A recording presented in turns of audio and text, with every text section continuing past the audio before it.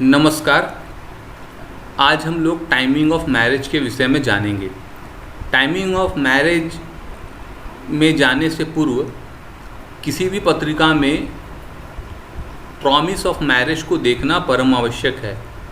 तो मैंने पिछली कक्षाओं में कुछ मूलभूत सिद्धांत आप लोगों से साझा किए थे, उनका उपयोग आप लोग प्रॉमिस को समझने के लिए करें। देखिए, इन्होंने मैरिज कब होगी इसके लिए दो सूत्र मुख्य रूप से दिए हैं। उनमें पहला जो सूत्र इन्होंने दिया है, इनका कहना है कि लग्ने सप्तमेश और द्वादशेश, इन तीनों की सक्रियता जो है दशा अंतर प्रत्यंतर आदि में होनी चाहिए। तो देखिए, इस सूत्र में भी एक सेकेंडरी सूत्र ये है कि आपको लग्न से और चंद्र लग्न से इसकी गणना करनी चाहिए। इसके अलावा 5% जो है इनका कहना है कि सूर्य लग्न से भी गणना करनी चाहिए। अब प्रश्न यह उठेगा कि कब हमें लग्न लेना है, कब चंद्र लग्न लेना है और कब सूर्य लग्न लेना है। ऐसी स्थिति में आपको पारंपरिक ज्योतिष की सहायता लेनी होगी कि लग्न कब बलवान होता है, या चंद्र लग्न कब बलवान होता है, या कब सूर्य लग्न बलवान होता है। जब ऐसी स्थिति आए कि लग्न आपको कमज़ोर दिखे, तो ऐसी स्थिति में ही आप चंद्र लग्न पर जाएं। और जब लग्न और चंद्र लग्न दोनों ही बलहीन आपको मालूम पड़े, तब आप सूर्य लग्न से फलादेश करें। तो देखिए, लग्ने सप्तमेश और द्वादशेश को इन्होंने क्यों लिया है, इस पर मैं थोड़ी सी चर्चा कर लेता हूँ। देखिए, लग्नेश नेटिव खुद हो गया, सप्तमेश उसका स्पाउस हो गया या उसका विरोधी हो गया, उसका ओपोनेंट हो गया, और द्वादशेश जो है वो बैड कंफर्ट का भाव है। द्वादश भाव जो होता है वो बैड कंफर्ट का है, तो हम लोगों को द्वादशेश को लेना होगा यहाँ पर। तो लग्नेश, सप्तमेश और द्वादशेश इनको लेना है। इन तीनों की जब दशा भुक्ति अंतर प्रत्यंतर आदि चलती है, तो ऐसी स्थिति में विवाह की घटना नेटिव के जीवन में घटित होती है।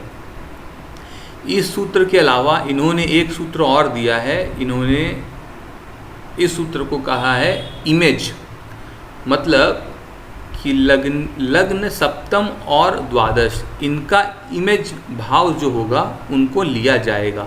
तो देखिए, इमेज को निकालने के लिए इन्होंने जो व्याख्या दी है वो पंचम भाव से दी है कि किसी भी नेटिव की पत्रिका में पंचम भाव जो होता है वह उसकी संतान का होता है।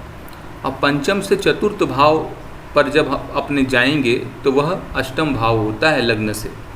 इस कारण से पंचम से जब चतुर्थ जाएंगे तो पंचम की माता हो गई, अर्थात अष्टम हो गया लग्न से। अब अष्टम जो है वो आपका ओपोनेंट हो गया, तो आप कौन हो गए ऐसी स्थिति में? अष्टम से सातवां जो भाव है, जो कि द्वितीय भाव है, वो आप हो गए।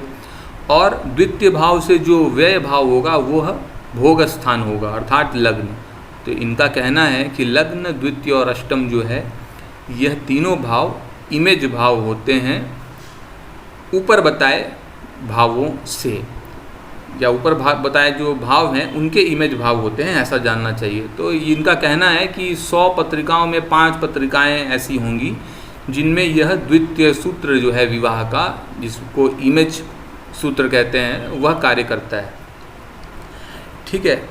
इसके बाद जो है इनका कहना है कि वीनस जो है वो नेचुरल सिग्निफिकेटर है, वो कलत्र कारक भी आप सभी जानते हैं। हालांकि पारंपरिक ज्योतिष आदि में हम लोग बृहस्पति को महिला के केस में पति का कारक मानते हैं, और भृगुनंदी नाड़ी आदि में हम लोग मंगल को लेते हैं। अब कुछ पुराने ग्रंथों में सूर्य को भी जो है विवाह का कारक माना गया है स्त्री के केस में। देखिए, तो अब बात क्या है कि सूर्य, मंगल और बृहस्पति, तीन पर बात आ गई। तो यह तीनों ही ग्रह जो है ये पुरुष तत्व प्रधान ग्रह हैं।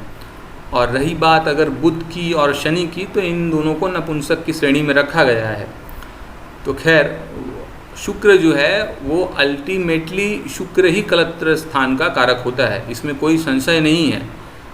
ठीक है। तो शुक्र जो है वो किसी भी भाव का स्वामी हो, वो कहीं भी बैठा हो, यदि शुक्र दशा में सक्रिय होता है तो ऐसी स्थिति में वो विवाह करवाने में तत्पर होता है, उसके पास ये पावर होती है कि वो विवाह करवा दे। नेक्स्ट इन्होंने कहा है कि शनि यदि तुला राशि में बैठा होगा किसी भी पत्रिका में, किसी भी भाव में, या शनि अपनी दशा भुक्ति अंतर आदि में जो है विवाह करवाने में सक्षम है। आगे इनका कहना है राहु और केतु के लिए, तो जैसा कि हम सभी जानते हैं कि पाराशर ने और सत्याचार्य ने ऐसा कहा है कि राहु केतु जिस राशि में बैठते हैं उनके समान ही फल करते हैं। तो चूँकि हम लोग बात विवाह पर कर रहे हैं, तो मान लीजिए कि सिंह लगन की पत्रिका है और राहु जो है सप्तम भाव में कुंभ राशि में बैठा है, तो ऐसी स्थिति में हम लोगों का जो सूत्र है कि विवाह की टाइमिंग को करने के लिए हम लोगों को लग्नेश, सप्तमेश और द्वादशेश को देखना है। तो ऐसी स्थिति में सिंह लगन की पत्रिका यदि है तो लग्नेश सूर्य बनता है, सप्तमेश शनि बनता है और द्वादशेश चंद्र बनता है। परंतु ऐसी स्थिति में क्या हुआ कि राहु चूँकि सप्तम भाव कुंभ में बैठा है, तो जाहिर सी बात है कि केतु जो है वह लग्न में होगा। तो इसका अर्थ है हम लोगों को 3 ग्रह तो पहले मिले, एक मिला लग्नेश सूर्य, सप्तमेश मिला शनि और द्वादशेश हुआ चंद्र। तो एक सेट अपना बनता है सूर्य शनि चंद्र का। इन 3 ग्रहों की दशा भुक्ति अंतर आदि में विवाह संपन्न होगा। इसके अलावा राहु केतु के सिद्धांत के अनुसार हम लोगों के पास एक सेट बनता है केतु, राहु और चंद्र का। ये 3 ग्रह भी सक्षम हैं, क्योंकि राहु केतु जिस राशि में बैठते हैं उस राशि के स्वामी के जैसा ही फल प्रदान करते हैं, ऐसा शास्त्रों में कहा है। तो ठीक है, बात समझ में आ गई है। अभी एक बात ध्यान देने वाली है कि राहु केतु को छोड़कर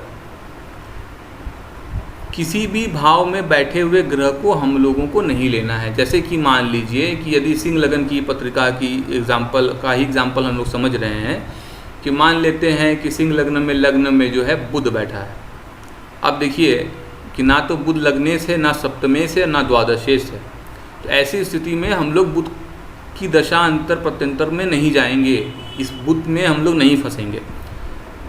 ठीक है, अपना मुद्दा इतना ही है कि हम लोगों को हाउस लॉर्ड को लेना है, ऑक्यूपेंट को नहीं लेना है, उसको इग्नोर करना है। बस राहु केतु के केस में अपने इस सूत्र को अप्लाई करेंगे। यदि हम लोगों का जो भाव है, हम लोगों के पास जो सिद्धांत मिला हुआ है कि लग्नेश, सप्तमेश और द्वादशेश, अर्थात लग्न, सप्तम, द्वादश, इन तीनों भावों में कहीं भी यदि राहु केतु बैठे हैं तब हम लोग राहु केतु को भी मैरिज गिविंग प्लैनेट में शामिल कर लेंगे। ठीक है, और इन 3 भावों का जो लॉर्ड होगा वो तो रहेगा ही, साथ ही वीनस जो है वो भी आएगा, और सैटर्न जो है यदि तुला में है तो हम लोग सैटर्न को लेंगे, अन्यथा नहीं लेंगे। तो कुल मिलाकर अपने पास में अगर प्रथम सूत्र के अनुसार अपने चलें तो हमारे पास 3 ग्रह ऐसे हो गए, एक वीनस हो गया 4 और राहु केतु हो गए 2। तो कुल मिलाकर 6 ग्रह हम लोगों के पास में मैक्सिमम आ सकते हैं। सभी पत्रिकाओं में ऐसा नहीं होगा कि राहु केतु ही आएंगे। अगर राहु केतु लग्न, सप्तम में या द्वादश में बैठे होंगे तभी उनको लेना है, अन्यथा नहीं लेना है। यदि मान लीजिए कि सिंह लगन की पत्रिका है और राहु यदि द्वादश भाव कर्क राशि में बैठा है तो केवल राहु ही आएगा, क्योंकि केतु तो छठे स्थान में चला जाएगा।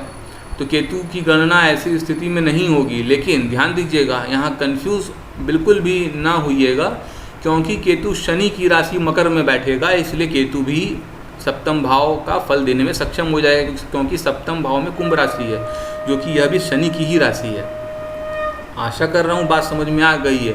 इसी एग्जाम्पल को ऐसे समझ लीजिए कि यदि कर्क लगन की पत्रिका है, ठीक है, और राहु जो है 12 में बैठा है, तो ऐसी स्थिति में जो है केतु आउट हो जाएगा, क्योंकि केतु धनु में होगा, और धनु का यानी बृहस्पति का संबंध लग्नेश, सप्तमेश और द्वादशेश के संग में सूत्र के अकॉर्डिंग बैठता नहीं है, क्योंकि कर्क लगन में अपने को चंद्र, शनि और बुध की आवश्यकता है। ठीक है, तो आशा कर रहा हूँ कि आप लोगों को समझ में आई है बात।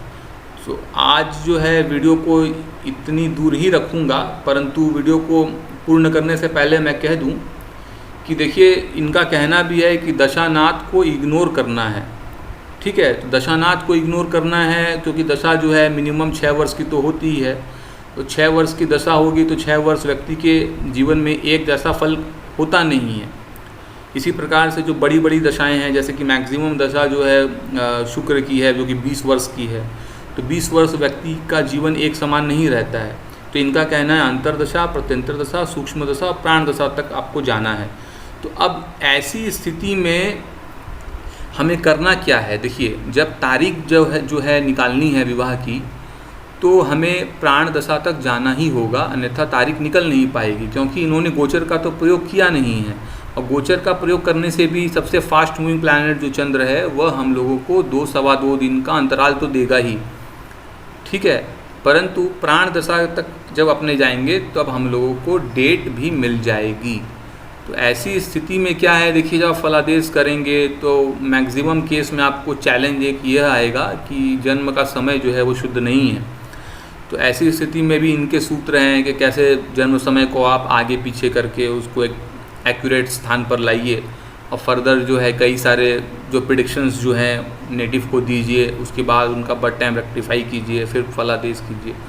तो यह अपने आप में एक बहुत ज़्यादा क्लिष्ट कार्य है, परंतु यदि एक बार इसमें दक्षता आ जाएगी तो आपके लिए फिर यह बच्चों का खेल ही प्रतीत होगा। तो कहना यह है कि इसको वीडियो को पूर्ण करने से पहले मैं एक कुछ बातें आपको और सरल करने के लिए कह देता हूँ कि विवाह जब अपने देखेंगे तो लग्नेश, सप्तमेश और द्वादशेश की दशा को देखेंगे। इसे समझने के लिए सिंह लगन मान लेते हैं अपने कि सिंह लगन में लग्नेश जो है वो सूर्य है, सप्तमेश जो है वो शनि है, द्वादशेश चंद्र है। तो अपने को यह देखना है कि नेटिव को सूर्य, शनि और चंद्र की दशा कब आ रही है प्राण लेवल तक। ध्यान दीजिएगा, प्राण लेवल तक। अब मान लीजिए कि बृहस्पति को कोई भी दशा चल रही है, उसे इग्नोर कीजिए। यदि नेटिव विवाह करने योग्य हो चुका है और उसके पत्रिका में प्रॉमिस भी है, तो ऐसी स्थिति में आप अंतरदशा से शुरुआत कीजिए। देखिए अंतरदशा में क्या शुक्र आ रहा है जो कि नेचुरल जो है सिग्निफिकेटर है, या लग्नेश सूर्य की अंतरदशा है, या शनि की अंतरदशा है, या चंद्र की अंतरदशा है, ठीक है। अगर यह मिल जाती है आपको तो उसके बाद आप प्रत्यंतर दशा पर मूव कीजिए, ठीक है। उसके बाद फिर आपको क्या लेना है, तो अगेन आपको यही लेना है। अगेन आप सप्तमेश लीजिए या द्वादशेश लीजिए या लग्नेश ही लीजिए। इसमें आपको टाइम पीरियड को शॉर्ट करते जाना है।